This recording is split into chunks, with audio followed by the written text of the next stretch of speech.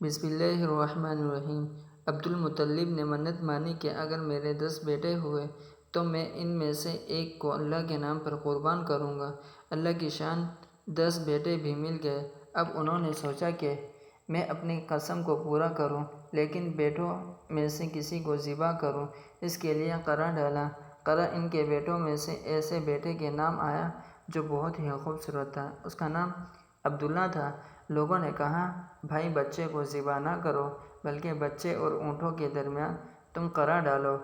چنانچہ انہوں نے بچے کے نام اور 10 اونٹوں کے نام قرعہ ڈالا مگر قرعہ عبداللہ کے نام نکلا۔